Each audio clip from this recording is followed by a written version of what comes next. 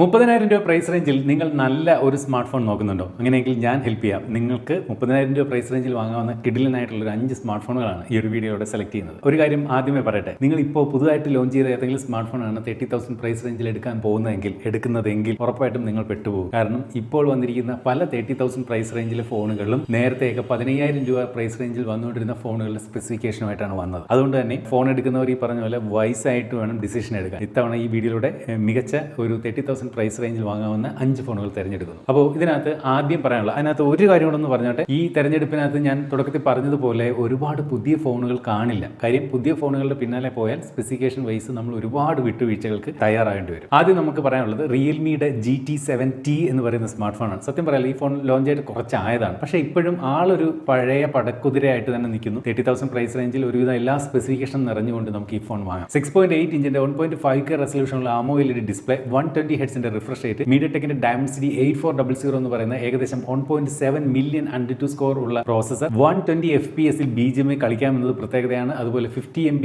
Main camera, 8 mega pixel ultra wide angle camera, 32 mega pixel selfie camera എന്നിവയുണ്ട്. 7000 mAh battery capacity ഉണ്ട്. എടുത്തു പറയേണ്ട ഒരു കാര്യം, 120 വാട്ടിന്റെ ഫാസ്റ്റ് ചാർജർ ആണ് ഫോണിന്റെ ബോക്സിനകത്ത് തന്നെ ഈ പ്രൈസ് റേഞ്ചിൽ കൊടുത്തിരിക്കുന്നത്. ഇന്ന് സെലക്ട് ചെയ്യുന്ന ഒരു ഫോണിലും ഇത്രയും ഫാസ്റ്റ് ചാർജിംഗ് സപ്പോർട്ട് വേറെ ഇല്ല. അതുപോലെ സ്റ്റീരിയോ സ്പീക്കേഴ്സ് ആണ്, NFC സപ്പോർട്ട് ഉണ്ട്. നമുക്ക് ബേസ് വേരിയന്റ് പോലും 8GB RAM 256 ഇന്റർണൽ സ്റ്റോറേജ് ലഭിക്കുന്നു. ഫ്ലിപ്കാർട്ടിൽ നിരവധി പേർ ചേർന്നുകൊണ്ട് നൽകിയിരിക്കുന്ന റേറ്റിംഗ് ചെക്ക് ചെയ്ത് നോക്കി 4.3 ആണ്. ഈ ഒരു ഫോണിന്റെ നിലവിലെ പ്രൈസ്, വീഡിയോ ചെയ്യുന്ന സമയത്തുള്ള പ്രൈസ് എന്ന് പറയുന്നത് 32,999 രൂപയാണ്. വീഡിയോ ചെയ്യുന്ന സമയത്ത് ഇത് ഓൺലൈൻ അവൈലബിൾ ആയിരുന്നു. വീഡിയോ കാണുന്ന സമയത്ത് സ്റ്റോക്ക് ഔട്ട് ആകുമെന്ന് അറിയത്തില്ല. കാരണം ഇപ്പോൾ പഴയ ഫോണുകൾക്കാണ് ആളുകൾ കൂടുതൽ വാങ്ങാനായിട്ട് ശ്രമിക്കുന്നത്. അതുകൊണ്ട് തന്നെ പഴയ നല്ല ഫോണുകൾ പലതും സ്റ്റോക്ക് ഔട്ട് ആണ്. എന്നാൽ പുതിയ ഫോണുകളൊക്കെ അവിടെ ഇരിപ്പുണ്ട് കൂടുതലായിട്ട്. അപ്പോൾ ഈ ഫോണിന്റെ നേട്ടങ്ങൾ എന്ന് പറയുന്നത് ഈ പറഞ്ഞ പോലെ മികച്ച ബാറ്ററി കപ്പാസിറ്റിയാണ്. 7000 mAh ബാറ്ററി വിത്ത് 120 വാട്ടിന്റെ ചാർജർ. അതുപോലെ തന്നെ വളരെ മികച്ച ഒരു പെർഫോമൻസ് കാഴ്ചവെക്കുന്ന ഒരു സ്മാർട്ട് ഫോൺ തന്നെയാണ്. അതുപോലെ ഇതിന്റെ ബ്രൈറ്റ്നസ് 6000 നിറ്റ്സ് ആണ് ഇതിന്റെ പീക്ക് ബ്രൈറ്റ്നസ്. നല്ല ബ്രൈറ്റ് ആയിട്ടുള്ള ഡിസ്പ്ലേ ആണ്. എന്നാൽ ഇതിന്റെ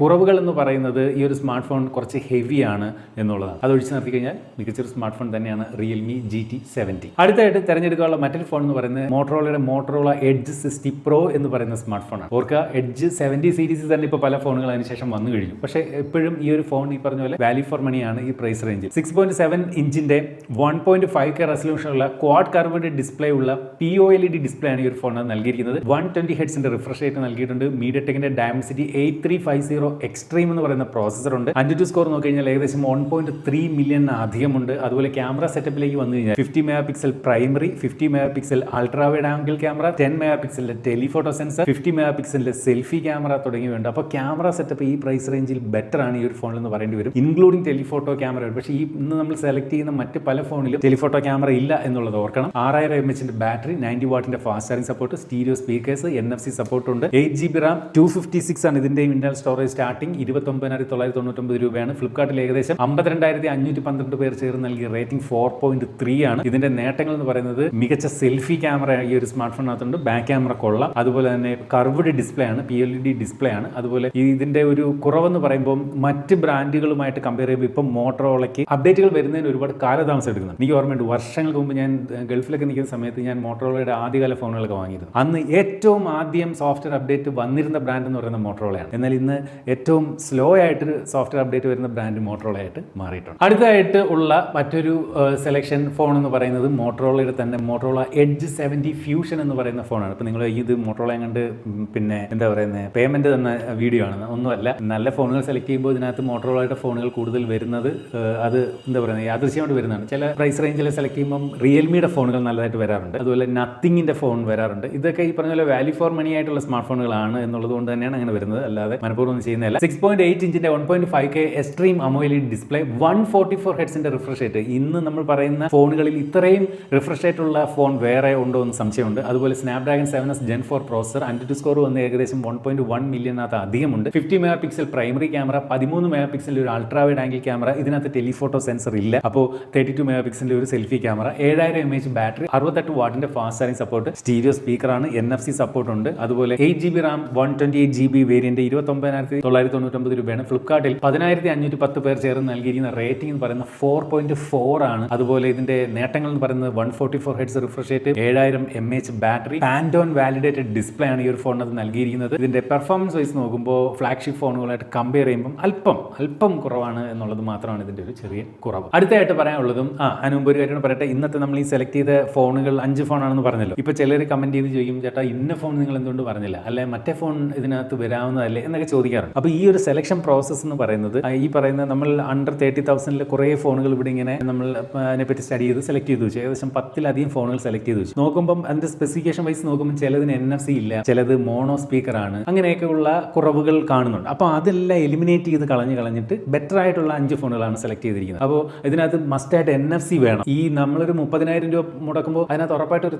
NFC സപ്പോർട്ട് വേണം. അതുപോലെ സ്റ്റീരിയോ സ്പീക്കർ വേണം. ഇത് രണ്ടും ഇതിനകത്തൊരു മിനിമം ക്രൈറ്റീരിയ ആണ്. പിന്നെ LCD ഡിസ്പ്ലേ പാടില്ല, AMOLED ഡിസ്പ്ലേ തന്നെ ആയിരിക്കും. ഇങ്ങനെ ബെറ്റർ ക്രൈറ്റീരിയകൾ നോക്കി ഫിൽറ്റർ ചെയ്തെടുത്ത 5 ഫോണുകളാണ്. ഒരുപക്ഷെ അതുകൊണ്ടായിരിക്കാം നിങ്ങൾ ഉദ്ദേശിക്കുന്ന ഫോൺ ഇതിൽ കാണാത്തത്. അപ്പോൾ നിങ്ങൾ ഉദ്ദേശിക്കുന്ന ഫോൺ ഈ ലിസ്റ്റിൽ ഇല്ല എങ്കിൽ അതിന്റെ അർത്ഥം എന്തൊക്കെയോ നമ്മൾ ഇന്ന് എടുത്ത ക്രൈറ്റീരിയയിൽ കുറവുണ്ട് എന്നുള്ളത് ഓർക്കണം. അപ്പോൾ ലിസ്റ്റിൽ അടുത്ത ഫോൺ എന്ന് പറയുന്നത് മോട്ടറോളയുടെ തന്നെ മോട്ടറോള എഡ്ജ് 70 എന്ന് പറയുന്ന ഫോണാണ്. അപ്പോൾ എഡ്ജ് 70 ഫ്യൂഷൻ ഉണ്ട്, ഇത് എഡ്ജ് 70 6.7 ഇഞ്ചിന്റെ 1.5K എക്സ്ട്രീം AMOLED ഡിസ്പ്ലേ, 120 ഹെർട്സിന്റെ റിഫ്രഷ് റേറ്റ്, സ്നാപ്ഡ്രാഗൺ 7 Gen 4 എന്ന് പറയുന്ന പ്രോസസർ, AnTuTu സ്കോർ ഏകദേശം 1.4 മില്യൺ അധികമുണ്ട്. ബെറ്റർ ആയിട്ടുള്ള ഒരു പെർഫോമൻസ് ആണ്. അതുകൊണ്ട് തന്നെ 50 MB primary camera, 50 MB ultra wide angle camera ഉണ്ട്. ടെലിഫോട്ടോ സെൻസർ ഇതിനകത്തും ഇല്ല. അതുപോലെ 50 MB സെൽഫി ക്യാമറയും ഈ ഒരു ഫോണിനകത്ത് നൽകിയിട്ടുണ്ട്. 5000 mAh ബാറ്ററിയേ ഉള്ളൂ, 68 വാട്ടിന്റെ ചാർജറുമാണ്. അപ്പോൾ ഇപ്പോൾ വരുന്ന ഫോണുകളുമായിട്ട് കമ്പയർ ചെയ്യുമ്പോൾ ഇപ്പോൾ 7000, 8000, 9000, 10,000 mAh ഒക്കെ ആയി കഴിഞ്ഞു. 5000 എന്നുള്ളത് അതുകൊണ്ട് തന്നെ ഒരു കുറവാണ്. പക്ഷേ മോട്ടറോളയാണ് ബാറ്ററി ഒപ്റ്റിമൈസേഷൻ ബെറ്റർ ആണ്. സ്റ്റീരിയോ ഉണ്ട്, NFC ഉണ്ട്. ബേസ് വേരിയന്റ് സ്റ്റാർട്ട് ചെയ്യുന്നത് തന്നെ 8GB RAM 256 ആണ്. വില 29,999 രൂപയാണ്. ഫ്ലിപ്കാർട്ടിൽ ഏകദേശം 4.4 റേറ്റിംഗ് കിട്ടിയിട്ടുണ്ട്. ഇതിന്റെ ഗുണങ്ങൾ എന്ന് പറയുന്നത് വളരെ സ്ലിം ആയിട്ടുള്ളൊരു ഫോണാണ്. അതുപോലെ നല്ല ക്യാമറയാണ് ഈ ഒരു ഫോണിന്റെ. അതുപോലെ ഇതിന്റെ കുറവുകൾ എന്ന് പറയുമ്പോൾ നേരത്തെ പറഞ്ഞ പോലെ ഇന്ന് നമ്മൾ പറയുന്ന മറ്റു ഫോണുകളായിട്ട് കമ്പയർ ചെയ്യുമ്പോൾ ബാറ്ററി കപ്പാസിറ്റി കുറവാണ്. അതുപോലെ മോട്ടറോള 70 ഫ്യൂഷനായിട്ട് കമ്പയർ ചെയ്യുമ്പോൾ പോലും ബാറ്ററി കപ്പാസിറ്റി അല്പം കുറവാണ് എന്നുള്ളതാണ് ഇതിന്റെ കുറവ്. അടുത്തായിട്ട് പറയാനുള്ളത് പോക്കോ F6 എന്ന് പറയുന്ന സ്മാർട്ട് ഫോൺ ആണ്. പോക്കോ F6ന് ശേഷം പോക്കോ F7 ഒക്കെ വന്നിട്ടുണ്ട്. പക്ഷേ പ്രൈസ് ഈ പറഞ്ഞ പോലെ ഒരുപാട് കൂടിയിട്ടുണ്ട്. നമുക്ക് 30,000 പ്രൈസ് റേഞ്ചിനകത്ത് നിൽക്കണ്ടേ അല്ലേ, ആ റേഞ്ചിൽ നിൽക്കണ്ടേ. അപ്പോൾ 6.67 ഇഞ്ചിന്റെ 1.5K റെസൊല്യൂഷനുള്ള AMOLED ഡിസ്പ്ലേ ആണ്. 120 ഹെർട്സിന്റെ റിഫ്രഷ് റേറ്റ് ഉണ്ട്. സ്നാപ്ഡ്രാഗൺ 8s Gen 3 എന്ന് പറയുന്ന 1.5 മില്യൺ അധികമുള്ള പെർഫോമൻസ് മികച്ചതായിട്ടുള്ള ഒരു ഫോണാണിത്. അതുപോലെ 50 MB main camera, 8 MB ultra wide angle ക്യാമറയാണ്. പറഞ്ഞ ടെലിഫോട്ടോ ഇല്ല, 20 MP സെൽഫി ക്യാമറ ഉണ്ട്. 5000 mAh ബാറ്ററി, 90 വാട്ടിന്റെ ഫാസ്റ്റ് ചാർജിംഗ് സപ്പോർട്ട് ആണ്. സ്റ്റീരിയോ ആണ്, NFC ആണ്. 8GB RAM 256 ആണ് സ്റ്റാർട്ടിംഗ് വേരിയന്റ്. 29,999 രൂപയാണ് വില. ഫ്ലിപ്കാർട്ടിൽ 14,218 പേർ ചേർന്ന് 4.38 ആണ് റേറ്റിംഗ് കൊടുത്തിരിക്കുന്നത്. അപ്പോൾ ഇതിന്റെ ഗുണങ്ങൾ എന്ന് പറയുന്നത് ഒരു ഫ്ലാഗ്ഷിപ്പ് ലെവൽ പ്രോസസർ ആണ് കൊടുത്തിരിക്കുന്നത്.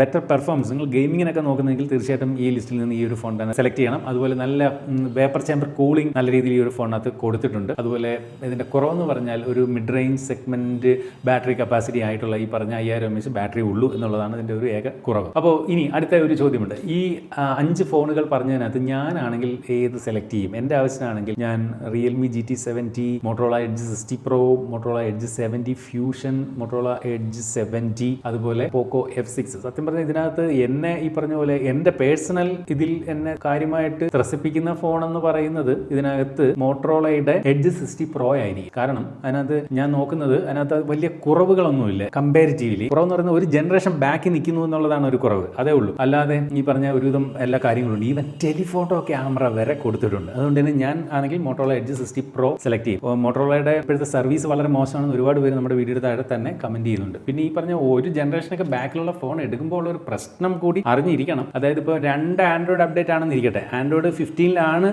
ഒരു ഫോൺ വന്നതെങ്കിൽ ഇപ്പോൾ അത് ചിലപ്പോൾ ആൻഡ്രോയിഡ് 16 അപ്ഡേറ്റ് നമുക്ക് ഫോൺ കൈ കിട്ടുമ്പോൾ തന്നെ അപ്ഡേറ്റ് വന്നിരിക്കും. പിന്നെ ഒരു അപ്ഡേറ്റേ കിട്ടും. അപ്പോൾ സോഫ്റ്റ്വെയർ അപ്ഡേറ്റും ഈ പറയുന്ന സെക്യൂരിറ്റി അപ്ഡേറ്റും ഒരു വർഷമൊക്കെ കഴിയുമ്പോൾ ആ ഒരു സീരീസ് അപ്ഡേറ്റ് കുറയും നമുക്ക്. അത് മാത്രമാണ് ഓർക്കാനുള്ളത്. പക്ഷേ ഫോൺ ഈ പറഞ്ഞ പോലെ പഴയ ജനറേഷൻ ഫോണുകൾ തന്നെയാണ് എനിക്ക് തോന്നുന്നു ഇപ്പോൾ ഏറ്റവും ബെറ്റർ ആയിട്ട് വാങ്ങാൻ സാധിക്കുന്നത്. പിന്നെ ഒരു കാര്യം കൂടെ പറയാനുണ്ട്. നേരത്തെ നമ്മൾ ബെസ്റ്റ് അണ്ടർ 25 ചെയ്തു, ബെസ്റ്റ് അണ്ടർ 20 ചെയ്തു, ബെസ്റ്റ് അണ്ടർ 15,000 ചെയ്തിട്ടുണ്ട്. അപ്പോൾ നിങ്ങളുടെ ബഡ്ജറ്റ് അതാണെങ്കിൽ ആ വീഡിയോകൾ കാണാം. പലരും പറയുന്നുണ്ട് ആ പറയുന്ന ഫോണുകളൊന്നും ഇപ്പോൾ കിട്ടാനില്ലെന്നാണ്. അപ്പോൾ ഇതെല്ലാം ഈ പഴയ ജനറേഷൻ ഫോൺ ചൂടപ്പം പോലെ വിറ്റ് പോവുകയാണ്. അപ്പോൾ വാങ്ങുന്നവർ ഇതുപോലെ വീഡിയോ കാണുക, അപ്പോൾ തന്നെ വാങ്ങുക. കാത്തിരുന്നാൽ കിട്ടാൻ സാധ്യത കുറവാണ്. പഴയ കാല ഫോണുകൾക്കാണ് ഇപ്പോൾ ഡിമാൻഡ്.